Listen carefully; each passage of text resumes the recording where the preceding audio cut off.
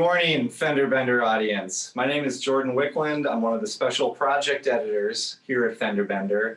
And today in the Ask the Expert FenderBender video series, we're going to be speaking with Mr. Clay Hoberecht, the owner-operator of Best Body Shop in Wichita, Kansas. Clay, you with me? Yep. What's going on, guys? Not to put too fine a point on it, COVID's going on. You're one of a legion of our readers and owner-operators having to deal with this, as well as a family man and citizen. So first, most importantly, I mean, how are you doing through all this? How's your shop doing? You know, on an economic standpoint, COVID was probably, and this is without being insensitive, because I know there was a lot of people that were hurt through COVID, but financially and business-wise, COVID was probably going to go down as one of the best things for our business because we seized an opportunity to move forward.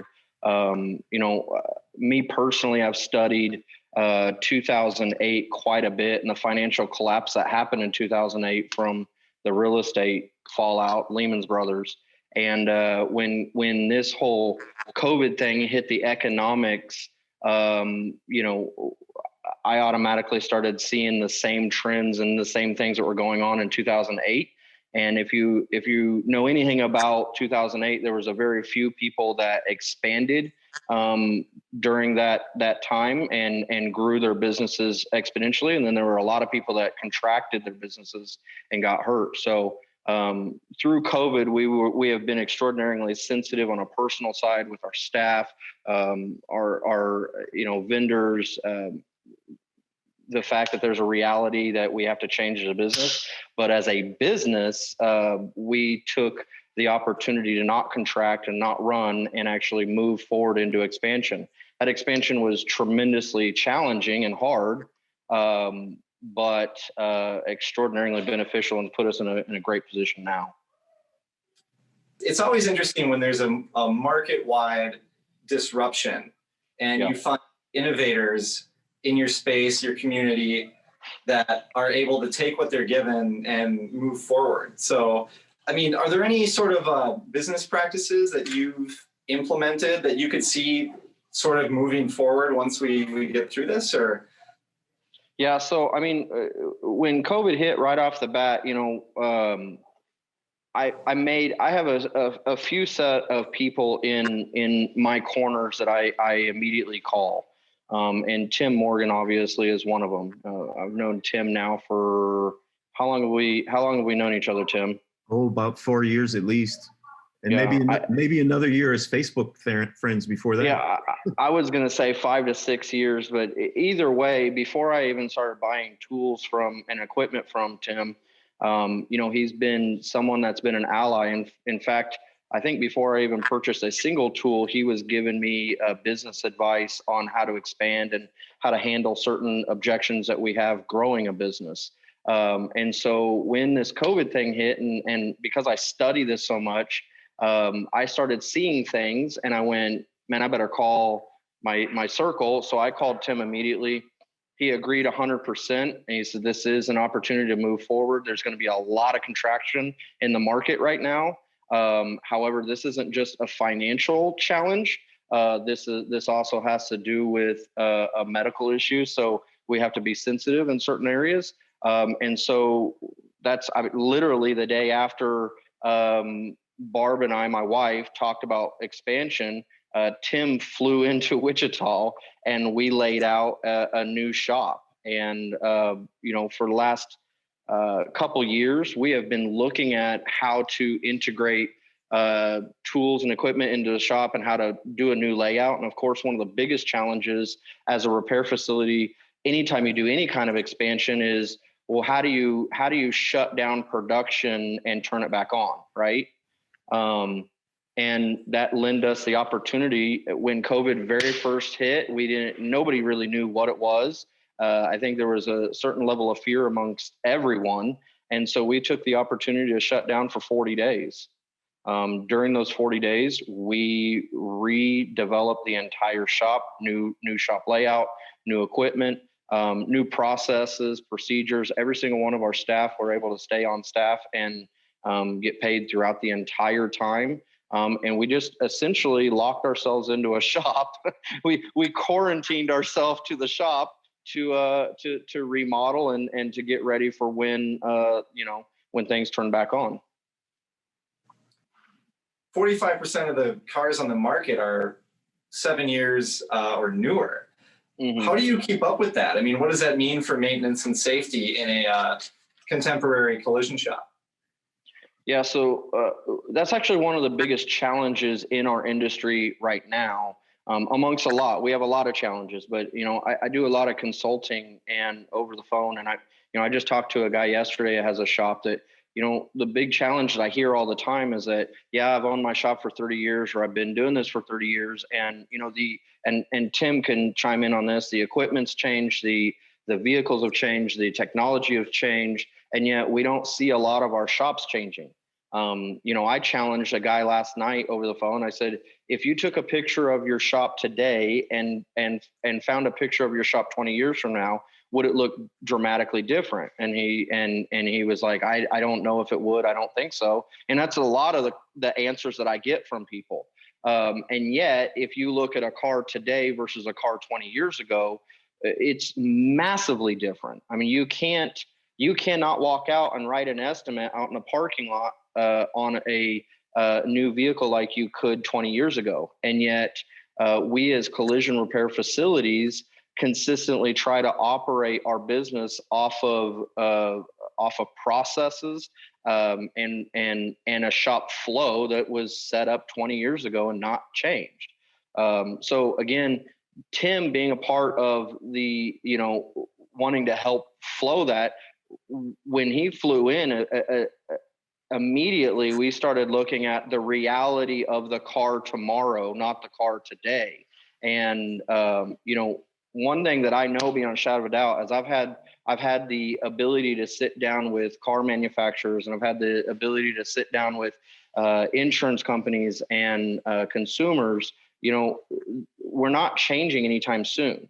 There's nothing that's going to go backwards. We're not going to go back to where we were. It's going to consistently, get more and more complicated. So that's the reason why it was important to, grab somebody like Tim and say, hey, listen, you go. And I just this morning I talked to Tim, and he's like, man, I have a meeting with Tesla here in about an hour, and I had a meeting with Kansas Auto Body Associations.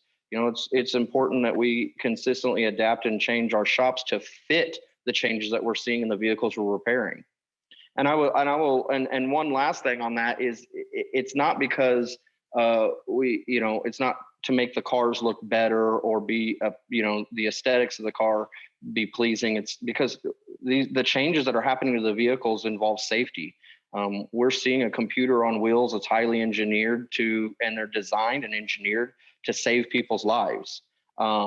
If you don't have a shop that is equipped to restore that engineering back into the vehicle, then you probably shouldn't be touching cars. And I will tell you that I was one of those guys. I'm not the one throwing stones. 5 to 7 years ago, my eyes were open, and Spanesi was one of the companies that came along that helped me do that, to make that transfer from going from a shop that shouldn't touch cars to a shop that is more equipped and trained than probably anybody in Kansas. And if I could add to that, Clay, it's not take a picture of or take a look at your shop now, and what do you think the picture is going to look like 20 years from now? It's take a picture of your shop now and go back and find that picture from 20 years ago. Have you changed anything? Because there's so many shops out there that have not changed to keep up with the technology in the vehicles. Clay, you shared with me earlier that, like many independent shop owners, you started out with a roughly 2,000 square foot shop, and now you've seen it expand to 10,000 feet and maybe more. I mean, how do you do that? Part of the confidence that I have in my videos that I make and communicating to other body shop owners and managers is that there's not a rougher start than what I had. And so whenever I hear body shops or managers, technicians, painters, say, oh, well, you have all the equipment, you have the training, of course it's easy for you to say, well, I started in a 2,700 square foot shop with no running water, no, no office, no desk, no computer. We had a 50-year-old compressor that the landlord allowed us to use. We didn't have a paint booth. In fact, the building next door, luckily, and without me having any kind of forethought, the building next door actually had one, and I had to paint the guy's motorcycle to be able to utilize it.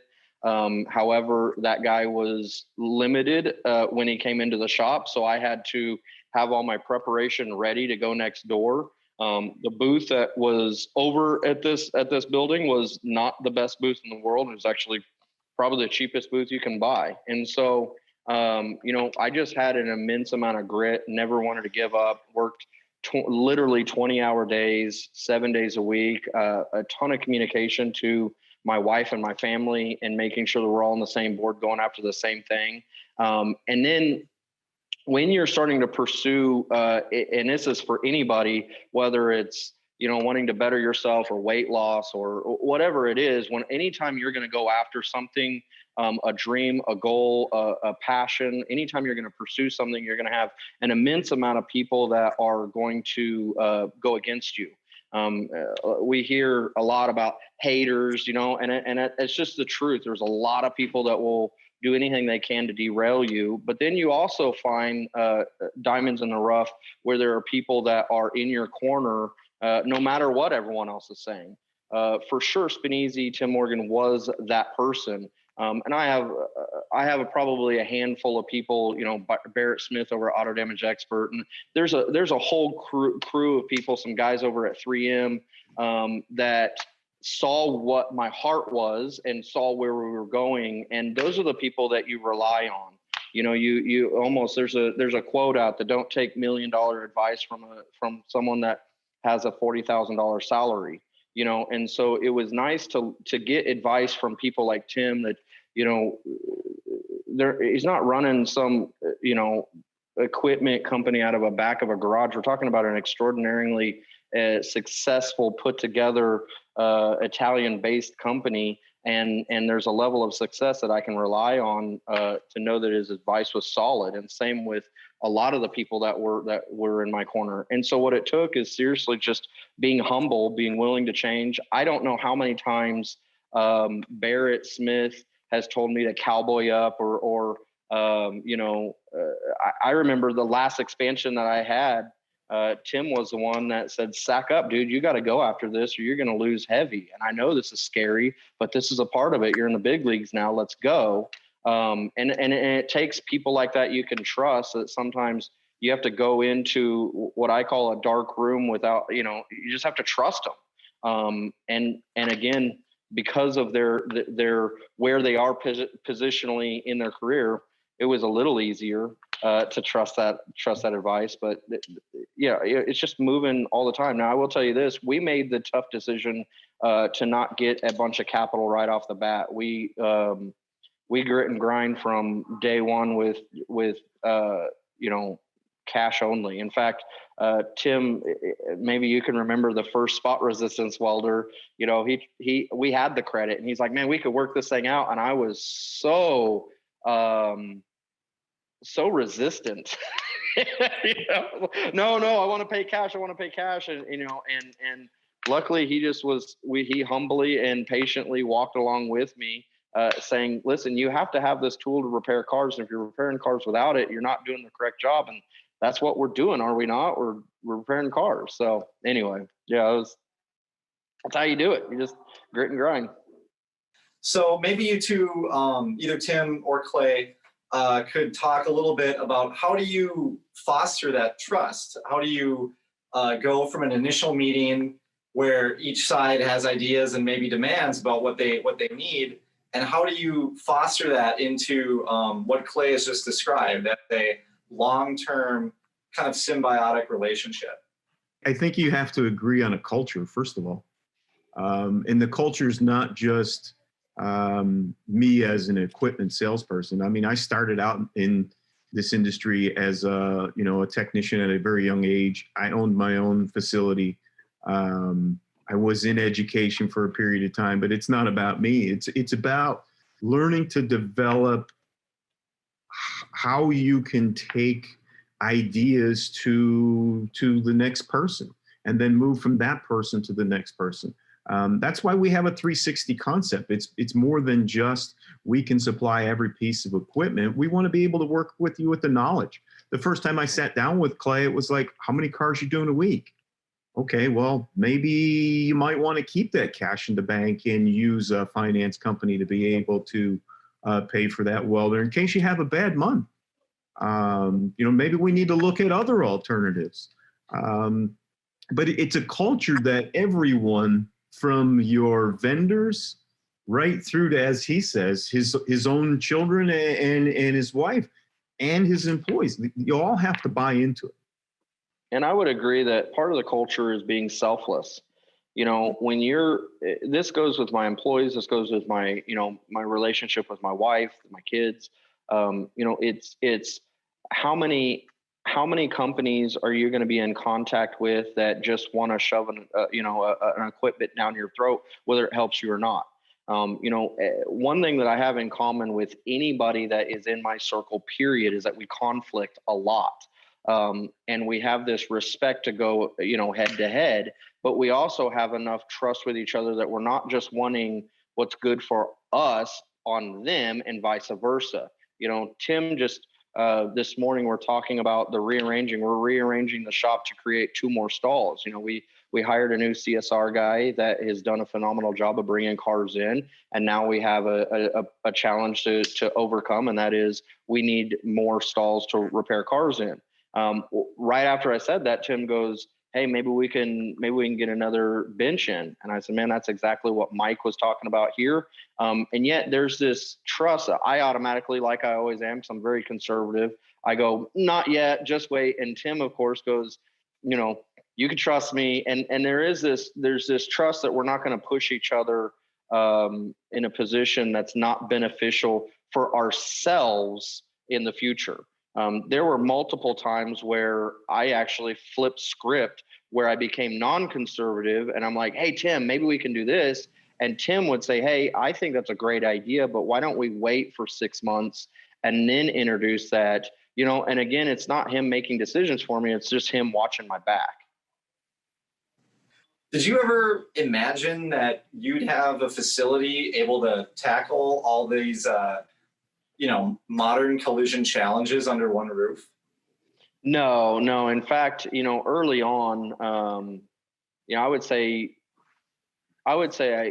I didn't have my eyes open for probably the first 1 to 2 years into owning my shop. And what I mean by eyes open is the majority of our industry is repairing cars based on what the insurance companies tell them to. And there's not a whole lot of education based on, well, why don't you become an expert yourself instead of relying on somebody else's, information. Once I started finding out the needs and necessities of the vehicles, but even more importantly, how these cars are designed and engineered, that's when things started really, it was, when I say eye-opening, it was almost, I think for the majority of people, and I've actually been a part of opening people's eyes now. And so I can understand the feeling of being overwhelmed.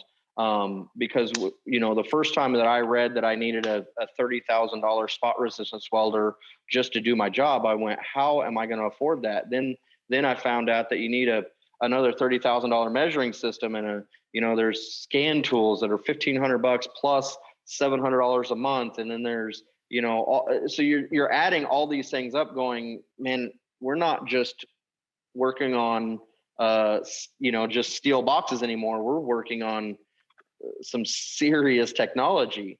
So yeah, at a certain point, there was a certain point where I told Tim, and I told a lot of the influencers that are around me, I said, man, I don't think I'm going to make this. I don't think there's no way. How do I make sense of this? You sit down and you run the numbers. Now that is one thing that Tim's, really good at, is running the numbers, and I've actually taken that to some of the people that call me now.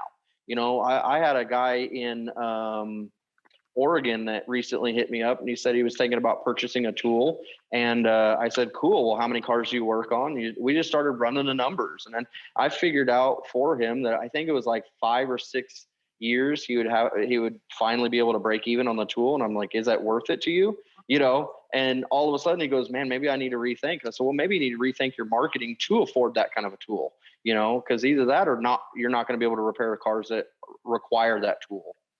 As you said, quote, an eyes open kind of veteran shop owner now, even with a, you know, great partner like Spanesi, you still have to keep the lights on, you know, day in and day out, week after week. I mean, what's sort of the number one challenge you sort of feel you face, maybe on a day-to-day basis or maybe long term?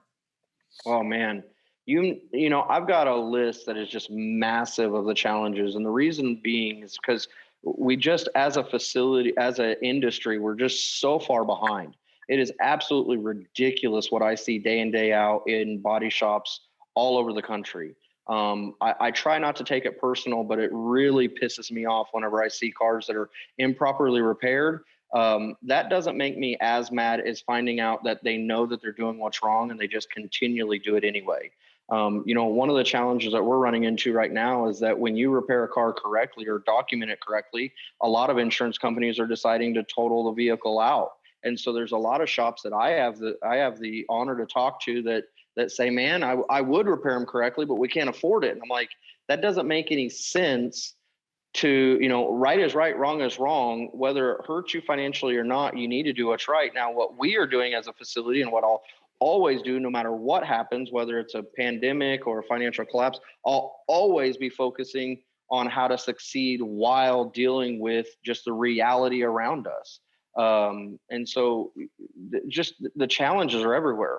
We have insurance companies that don't want to pay to repair the car correctly. We have body shops that are willing to sacrifice their ethics and morals to embolden the insurance to continue that behavior. We have vendors that are willing to jump in and not tackle the problem that's in front of every single shop. Without a shadow of a doubt, you go to any meeting, any association, any conference that involves any collision repair facilities, period, and there's not a single person that doesn't have their head in the sand that would disagree with the fact that we have major problems, but not a whole lot of people that are doing anything about it. For us, we think that it's going to be extraordinarily valuable to be the solution finder. I see it as a scavenger hunt every day. Me and my team, we're consistently talking about, well, here's the reality. You know, this is what's the needs and necessities that our customers need from us. And here's the reality of the bills have to be paid. How do we make sense of this? You know, and again, the process and procedures that we've had for, you know, 30 some years, they just need to be thrown away. They need to be thrown away, and we need a new sketch. I think the benefit that we have and the success that we have is we started this journey 5 to 6 years ago, and again, surrounded ourselves with people that saw the same thing. You know, we're with Mitchell Estimating Software simply because every time I talk to anybody from Mitchell, we all talk the same way, that vehicles need to be repaired correctly, that yes, there is a problem, but repairing cars incorrectly is not a part of the solution. So keep digging, keep figuring it out. And one of the things that we're doing consistently is we're throwing what's called get to know events at our shop. We're not telling people their classes. We're just an open invitation to anybody and everybody that if you want to see how Best Body Shop is handling some of these challenges, you can come in and we're going to do it. So we've had get to know glue pull repair. We've had get to know OEM repair procedure. In December, we're throwing another event called Get to Know Welding and the different welders that are required in the welding, wire and gas, and why it's important that we abide by the guidelines of the manufacturer. And in that time, we're finding a tremendous amount of body shops that are willing to do whatever it takes to take on this challenge and find a solution. We have people literally driving and flying in from Michigan and Louisiana, Maryland. We've got Oklahoma, Texas, all coming in saying, what do we need to do to be a part of this solution? I mean, and Clay, you're doing that on the technical side. That doesn't even include what you're doing to try to educate the consumer. Because I think that's the other side of it is the consumer needs to be educated to what should they expect when they walk into a collision repair facility, to what should they expect when they're dealing with their insurance company, and realize who really owns the repair. No, 100%. And in the consultation or in the communications that we have, the last class that we had, we had a tremendous amount of people that raised their hand and had no shortage of problems that we face every day, whether it's, hey, Toyota said that in this front end collision, the entire interior is required to be removed. A lot of the clips are one-time use and have to be replaced. And there's these inspections that are required. And quite frankly, insurance A says they don't want to pay for it. Therefore, they're sticking the bill with the customer or with you. All these meetings and conversations involve, there's a big challenge. But whenever I ask, well, what are you doing after 6 p.m. to find a solution? A lot of body shops just aren't doing anything. They literally go home, drink a beer, watch TV, complain about stuff, and don't actually put in the work.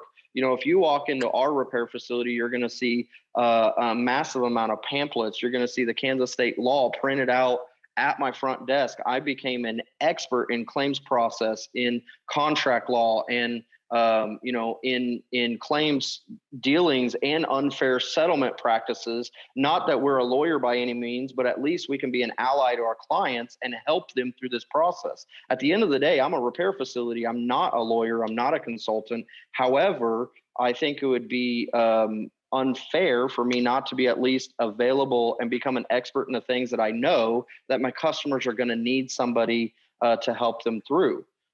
So again, when you go to a doctor's office, and I use the medical field tremendously. When you go to a doctor's office, you see 3D models of stomachs and of brains and of hearts. And it's not to educate the doctor. It's to educate the consumer so they can actually make good decisions about their body.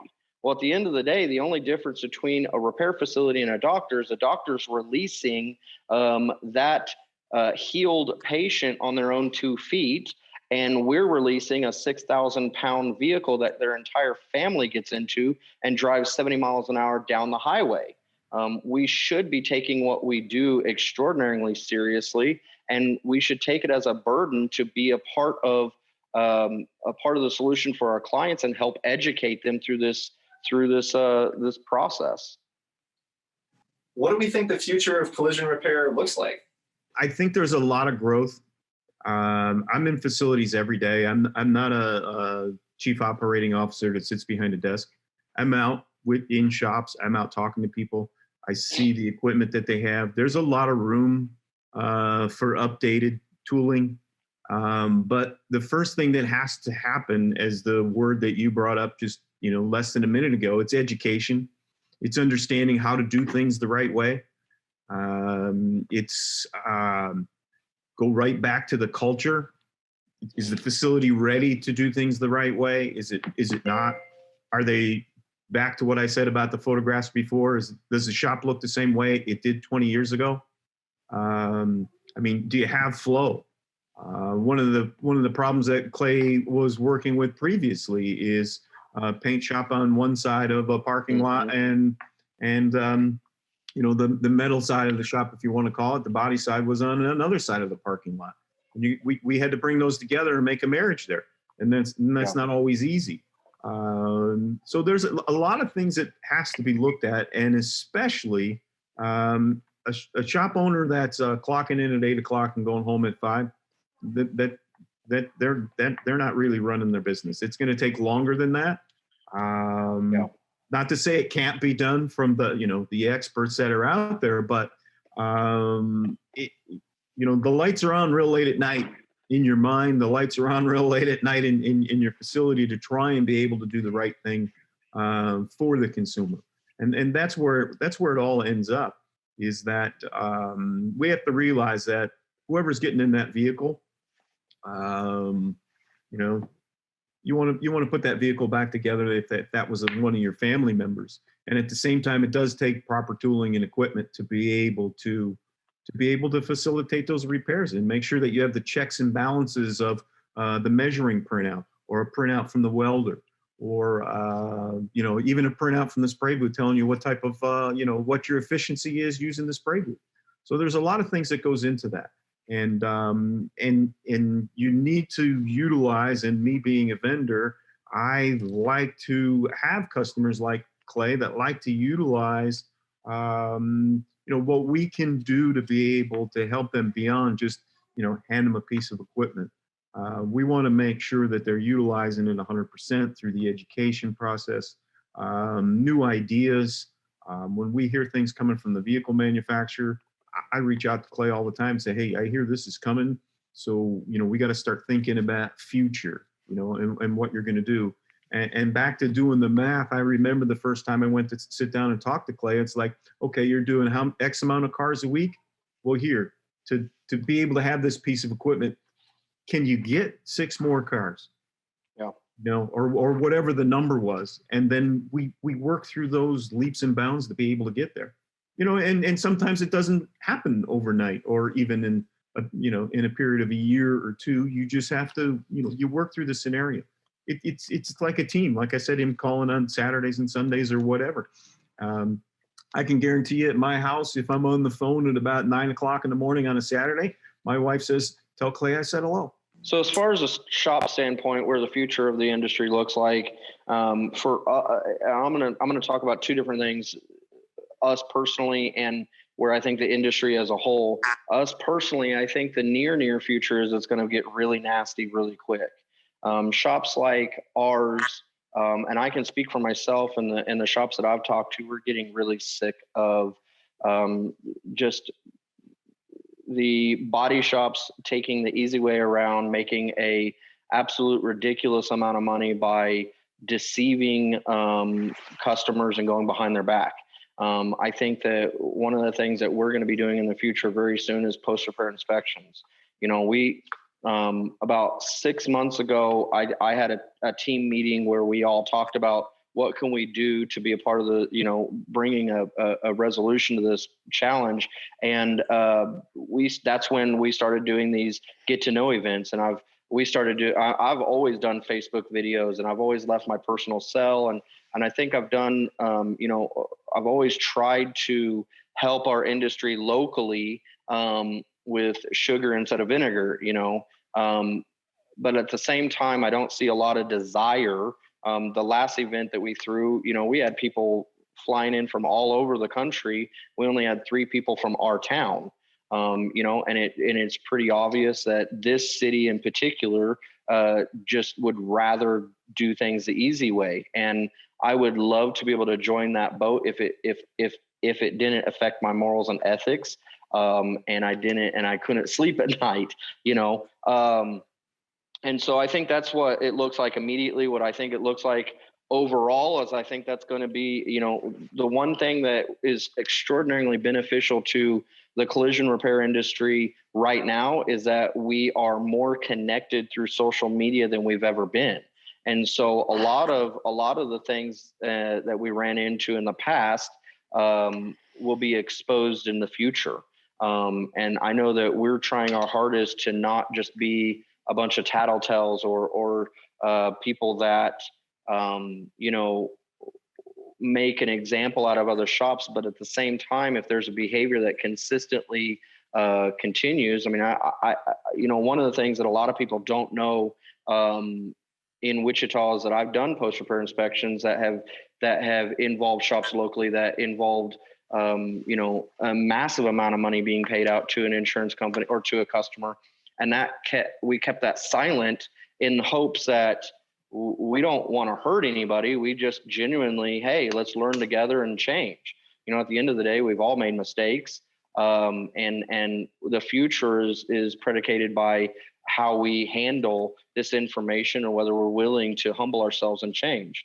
So I think that's where I see the future. My advice to body shops is just, first things first, learn how to repair cars correctly. I get a tremendous amount of people in the industry, and Tim, you probably do too, and Carl, as you do videos in shops. It's this, this is a phrase that absolutely makes me extraordinarily angry. It's, how do I get paid for this? Or I heard I can do X and get paid for it. So it's this industry full of professionals that only are interested in repairing cars correctly if they can get paid for it. And I would never want my doctor to treat me that way. I can't imagine my doctor trying to find new diagnosis for me so that he can get paid better. No, I want him to give me a diagnosis that's unadulterated, that's not influenced by anything other than his training, and in the information that he has taken from the data from blood tests, x-rays, MRIs, whatever, and then give me an honest opinion on what I need to do in the future. I think we as repair facilities need to hold ourselves accountable to the same level, the same standard. And I think that starts with learning how to repair vehicles correctly, not because we can make more money at it, which, by the way, that will be a byproduct, but the amount of problems that will arise from repairing cars correctly will massively will be a lot more than the amount of money that you can make. Now, are you willing to do what's right? Now, we have a phrase here at Best Body Shop that we just do what's right. It's simple. We just do what's right. And whether that benefits us or not, it's the right thing. Clay Hoberecht, owner operator, Best Body Shop in Wichita, Kansas. I'd like to thank you for joining us here on Ask the Expert, along with Tim Morgan and Carl. You're going to have to do your last name, my friend. Kirschman. I'm just a bystander. I'm just letting the experts talk today. So. All right. Well, Carl and Tim from Spanesi, I'd like to thank all of you for your time, and we'll see you out there. Be safe. All right. Thank you, guys. Thank you. Thanks.